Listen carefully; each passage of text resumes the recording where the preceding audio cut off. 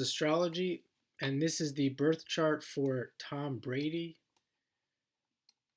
And he is a sun in Leo, moon in Aries, and a Libra rising. And I am excited to do this birth chart analysis. I've been putting this off for a while. I grew up a big sports fan. I know a lot about sports, but it's not just that. Uh, I know Tom Brady. He was a guy that I don't know if he was undrafted or I think he was like drafted in the 6th or 7th round. So I think this is going to be a good one to see. We can see why he was overlooked and then how he got so famous. So we can see here in the astrology, first of all, he's a Sun, Saturn, in Leo in the 10th house. And I want to focus on the Leo because I think Leo in sports is a, a fantastic placement to have, especially a Sun in the 10th in Leo. So you can see he is in this life. He's destined to be in charge. He's destined to uh, have himself out in the front as a leader, the 10th house, and then being that Leo, he likes to be center stage. He likes to perform. And for athletes who are professional athletes, uh, you have to have that, or I shouldn't say have to, but it's good to have that um, idea that or those qualities of being in front of people, like enjoying being in front of people, wanting people to look at you, etc. Even if you're not really doing it consciously, being comfortable on the big stage. And he also has Saturn there as well, so uh, he's not an irresponsible guy. He's willing to put in the work, practice, study, game film, etc. And then of course he's got the uh, Aries moon in the 6th house, and the 6th house in Virgo is a great place to have a planet like the moon when you're a professional athlete and you have to pay attention to detail. You have to, every inch matters. Being a great student of the game, I'm sure that really helped him out as well. And then, of course, Moon and Aries, uh, is quintessential athlete. Aries being ruled by Mars, and as well, even the idea of the 6th house being the house of work, and having his moon there. He likes to work. He fits perfectly in the American way of work hard and you'll reap the benefits. And that moon's making a trine back to that sun and Saturn. So this is very easy flowing energy between fire, earth, between Virgo and Capricorn. And he is a Libra rising, so we have the ruler of the chart is Venus. Venus being very fortunate, and we see the uh, Venus here in Cancer conjunct the other most fortunate planet, Jupiter, and it's in the 9th house, a very fortunate house to have planets as well. And again, that Venus is the ruler. We could say with Libra rising as well, it's not just all about good fortune and love and money, but he also would be a relationship guy. I'm sure he is a people pleaser. He wants to please people. He wants to do good for people. He will have relationship focuses, or at least a focus on relationships in this life with that Libra rising. But you see with Jupiter there, he would have good fortune with relationships. And we can look more into this, but a lot of times people that have Libra rising, they might have challenges depending on what the rest of the birth chart looks like. They might have challenges when it comes to relationships. And with this guy though, with the Venus there in the 9th and Jupiter there, uh, it's probably easier than you would think.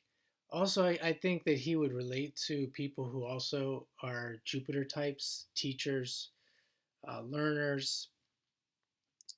His coaches probably love him, uh, and even just people who have money in general. And we see his north node is conjunct Pluto in the 12th. And his north node is there on the ascendant. South node at 17 degrees conjunct that moon in the 6th. So also pretty good placements to have when it comes to work and you could say accomplishing your dreams. Pluto in the 12th fundamentally is a Pisces. Pluto, a person who I think often when you see people living these dream lives and these big fancy lives, that's what that Pluto in the 12th represents, especially with that North Node there. Um, accomplishing this dream life. We could see Pluto could also be the planet considered the planet of wealth and power. And he has it there in the 12th conjunct the North Node. And again, the ruler of the North Node is Venus. So we see all of that energy being ruled by that Venus in Jupiter. And if we look at his South Node, though, we think of the moon being the moon in the South Node, maybe be a little bit of feeling of being stuck. But when you're a professional football player, or I should say you're an athlete, when he was younger, he was an athlete coming up. That's not really bad energy to have because you got to have that drive, maybe that feeling of being stuck or frustrated, really to propel you forward.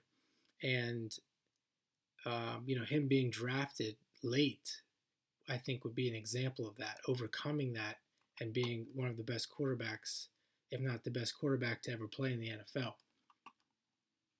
We see the ruler there of that South Node is Mars. And he has Mars in the 8th in Gemini. So I think a very good combination here with Mars in the 8th in Gemini, ruled by Mercury. And we look where that Mercury is. It comes back to this Mercury here is in the 11th, the house of goals and objectives, and it's in Virgo. So I think that would give him, Mercury being the mind, that would give him a lot of focus when it comes to goals and objectives, because oftentimes we don't accomplish our goals and objectives because we lose focus and we get distracted. And this guy with this placement is not going to be someone who loses focus for sure, even with that Mars in the 8th. Even though it's in Gemini, but in the 8th house, he could be like a lot of the stuff that motivates him is the psychology of things, getting into the details, into the dark details, into things that might bother other people are not going to bother him. He wants to find out. He wants to know. He wants to be a detective. And with Gemini there, you could say information. Like you think of maybe Mars and Gemini being somebody who is not necessarily focused. They might be going from here to there with different pieces of information. But with that Mercury in Virgo, maybe he's really good at assimilating a bunch of information and putting it together and playing that detective in a really positive way. And he also has Mars, Pluto in a trine, exact trine. I have this same trine. I've said this at least 4 times. I have to go back and look at this and maybe do some research on this, but I've said this at least 3 or 4 times reading this chart. These people that have a Mars Pluto trine, they have great ambition. It is amazing. If it's used properly, or if the rest of the chart, I don't even care if the life turns out to show this.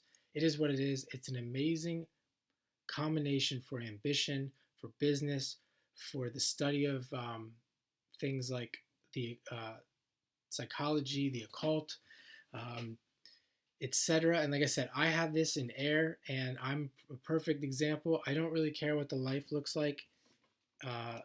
That's what it is, and it is. I'm a little bit biased. It's one of my favorite aspects in astrology.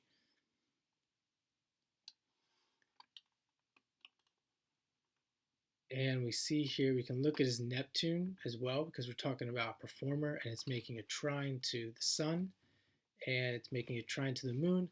Reminds me of another football player that comes to mind. Tim Tebow has a grand trine. He's also a Leo. He has a grand trine of fire. So it reminds me, he kind of reminds me a little bit of Tim Tebow. And we see this Neptune is also making a sextile to his ascendant. It's making a opposition to the Mars.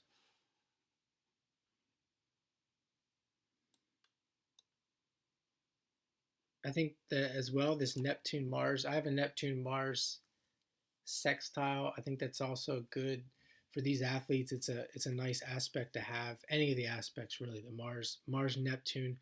Um, you think of Neptune being performance and dreams, and Mars being the athletic piece. You put them together. Um, someone who is a sports dreamer, a sports performer. He has Uranus in the first house, being an angular house. Uranus there in Scorpio. He's a unique guy uh, for what he's done. Obviously, being one of the most well-known quarterbacks of all time. It's the planet of genius. It's in his first house, and that would be a great placement to have for someone who's known as a football genius. Now he's retired, and I would suspect that this Leo, and you're already seeing it. I came across this to do this reading because of how much he's all over TV and the internet. And I would say that this idea of him being a performer, being center stage, maybe an actor in some way, is going to continue in the life for a long time. This isn't going to be like, he's not going to be a guy where he's done with football and you never hear from him again. And I would say that is because of this Sun, Saturn in the 10th in Leo, with the grand trine to Neptune and the moon in the 6th. He's not going to stop. I think with that focus on the 6th, he needs to be doing something. And even the strong Mercury and the Gemini, Jupiter's in Gemini too. He needs something to do to keep his mind occupied. And I don't think he's going to become an astrologer. So see if there's anything else. We can look at the midheaven, what he's known for as well. The ruler, it's Cancer. He's a passionate, tenacious guy. You think of Cancer, you think of tenacity. The ruler being the moon in that 6. What he's known for, hard worker. Again, a football player, going through the grind. Football players are known to be grinders in Aries, symbolizing him as an athlete.